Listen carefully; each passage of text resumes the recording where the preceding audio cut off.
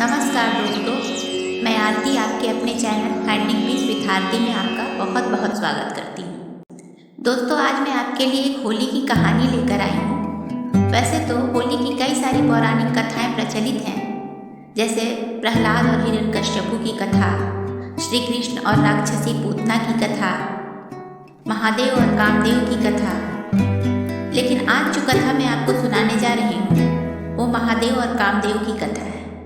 ऐसी मान्यता है कि इस कथा के श्रवण मात्र से मनुष्य के सारे दुख दूर हो जाते हैं और महादेव की असीम कृपा उस पर बनी रहती है।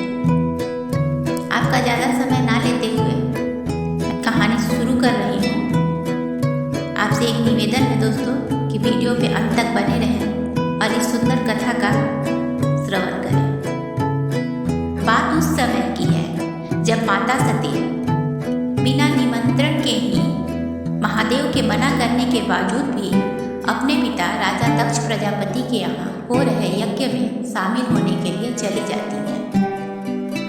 जब माता सती अपने पिता के यहाँ पहुँचती हैं तो वहाँ उनके पिता माता सती का बहुत अपमान करते हैं और साथ में महादेव जी के लिए भी बहुत सारे अपशब्द बोलते हैं। माता सती से अपने पति का अपमान और अपना अपमान सहन नहीं होता है और वो अपने पिता के घर में ही हो रहे यज्ञ के अग्निकुंड में कूद जाती है और अपने आप को भस्म कर देती है।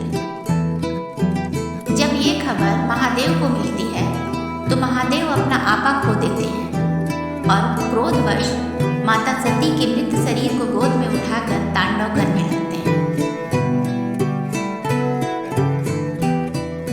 महादेव के तांडव करने से संपूर्ण ब्रह्मांड का संतुलन बिगड़ जाता है, जिसके चलते सभी देवी देवता बहुत घबरा जाते हैं, परेशान हो जाते हैं। तब श्री हरि विष्णु अपने सुदर्शन चक्र से माता सती के शव को छिन्न भिन्न कर देते हैं। उसके बाद भगवान शांत होते हैं और पत्नी के वियोग में गंगा नदी और तमसा नदी के संगम के किनारे बैठकर ध्यान में लीन हो जाते हैं।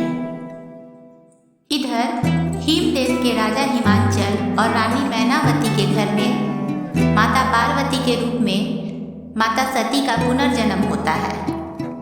माता पार्वती महादेव जी को पति रूप में पाने के लिए घोर तपस्या में लीन हो जाती हैं।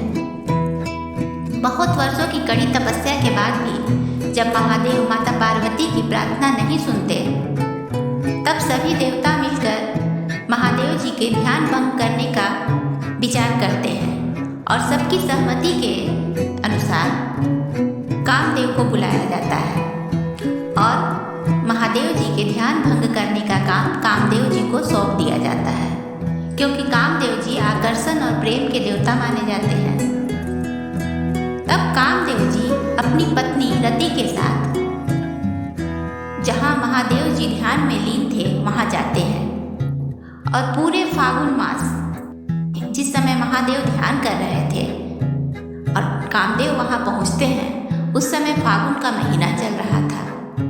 पूरे फागुन मास कामदेव और उनकी पत्नी रति महादेव के सामने नृत्य और गान करते हैं ताकि भगवान का ध्यान भंग हो जाए, लेकिन फिर भी भगवान का ध्यान भंग नहीं होता है। तब कामदेव एक आम के पेड़ के पीछे खड़े होकर के अपने पुष्पवान से महादेव पर वार करते हैं। जैसे ही महादेव के हृदय में पुष्पवान लगता है, महादेव का ध्यान टूट जाता है। लेकिन ध्यान टूटने के बाद में महादेव बहुत क्रोधित हो जाते हैं और अपने तीसरे नेत्र को खोल देते हैं, जिसकी ज्वाला में कामदेव भस्म हो जाते हैं। इसके बाद महादेव का ध्यान पार्वती माता की ओर जाता है। कामदेव के भस्म हो जाने के बाद सभी देवी देवताओं में हलचल मच जाती है।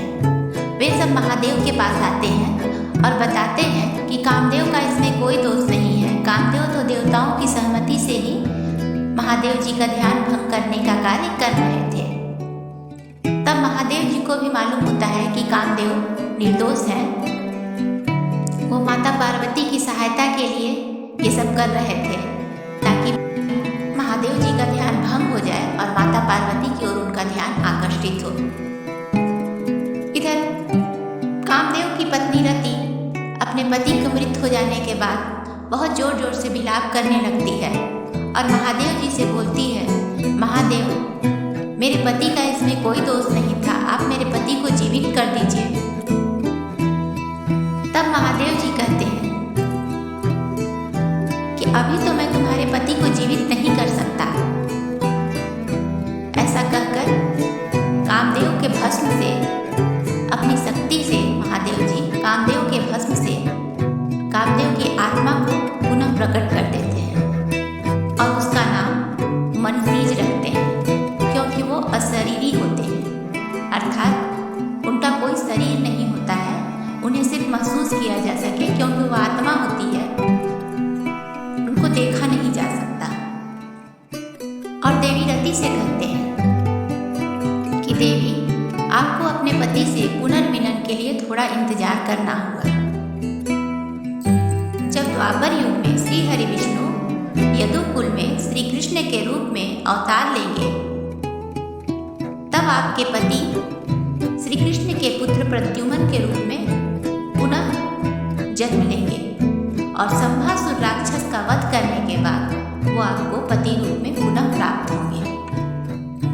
देवी रति यह वचन सुनकर बहुत खुश हो जाती हैं और दूर जंगल में जाकर के अपने पति के इंतजार में भगवान महादेव की पूजा करने लगती हैं। ये सुनकर सभी देवी देवता भी बहुत खुश हो जाते हैं और उत्सव मनाने लगते हैं। सब रंग और फूलों की वर्षा होने लगती है, सब रंगों से फूलों से होली खेलने लगते हैं, उत्सव जैसा माहौल हो जाता है। यही कारण है कि होली का पर्व मनाया जाता है और महादेव जी के त्रिनेत्र से निकली ज्वाला में कामदेव जलकर भस्म हो जाते हैं, जिसके फलस्वरूप वासना पर प्रेम की विजय होती है। वासना जलकर मलिन हो जाती है और प्रेम निखर कर ऊपर आता है।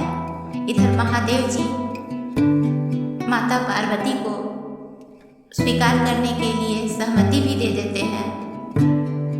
इसी खुशी में होली का त्यौहार मनाया जाता है और होली के एक दिन पहले होलिका दहन की जाती है, जिसमें वासना जलकर राख हो जाती है और प्रेम निखर कर ऊपर आ जाता है।